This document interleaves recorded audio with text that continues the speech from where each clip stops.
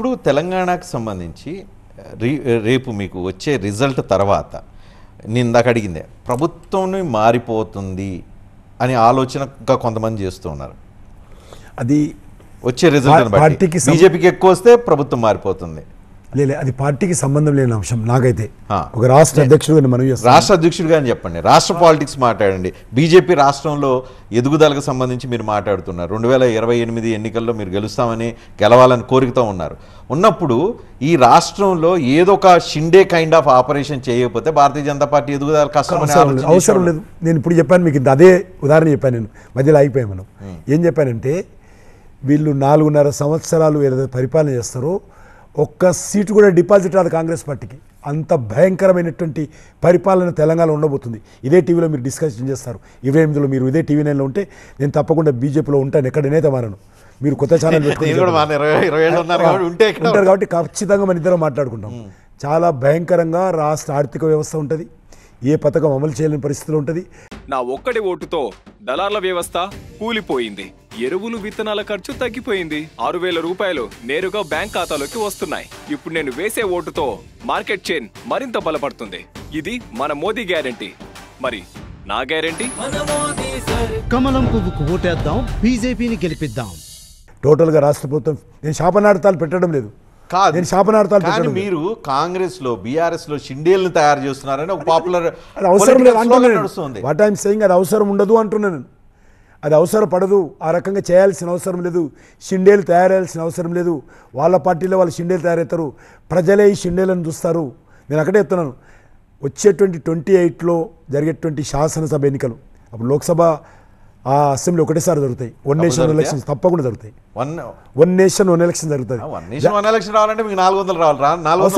అవసరం లేదు. 250 సీట్లు 270 సీట్లు చాలు. ఏం అవసరం లేదు అట్లా. సో దేశం మొత్తం మీద ఒకటేసారి. ఎందుకంటే ఇప్పుడు మళ్ళీ దానికి వెళ్ళొస్తాం తర్వాత. ఇది అయిపోయి షిండే మేము చేయాల్సిన అవసరం లేదు. వాళ్ళు ఒకవేళ వాళ్ళ పార్టీలో ఇంటర్నల్ ఒకవేళ వ్యక్తిగతంగా ఇంటర్నల్ గొడవలు అయితే నా బాధ్యత కాదు. అది ఆ పార్టీలో అసమ్మతి వర్గం పెరిగితే నాకేం సంబంధం?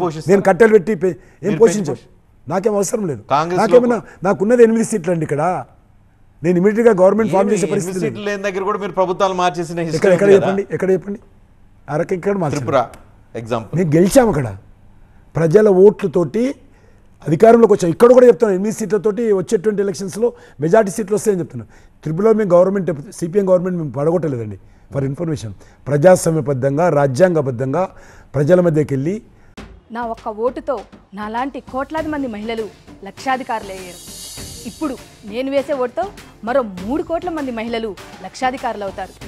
ఇది మన మోదీ గ్యారెంటీ. మరి నా గ్యారెంటీ? కమలం పువ్వుకు ఓటేద్దాం, బీజేపీని గెలిపిద్దాం. ఓట్లు వేయించుకొని అధికారంలోకి వచ్చాను త్రిపురలో. మేము ఎక్కడ కూడా అక్కడ చేయలేదు.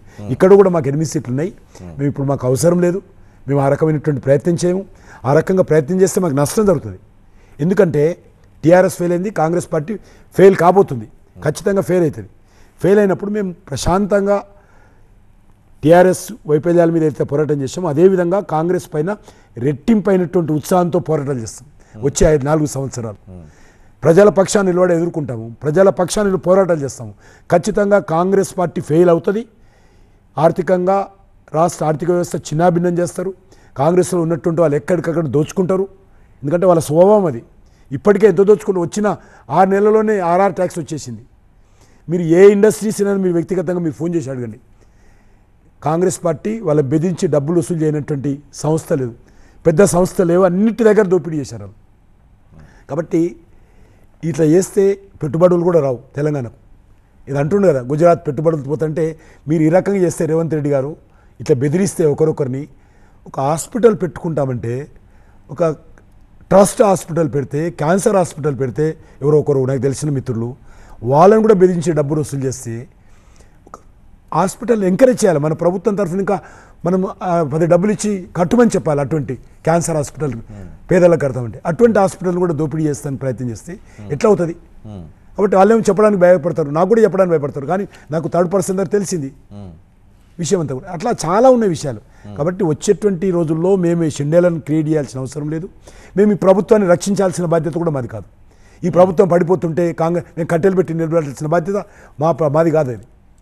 వాళ్ళు పడిపోతే వాళ్ళ కర్మ నేనేం చేయలేదు. కానీ నేను ఈ ప్రభుత్వం అంటే మా పార్టీ ఈ ప్రభుత్వం పడగొట్టడానికి ఏ రకంగా మేము బాధ్యులం కాము.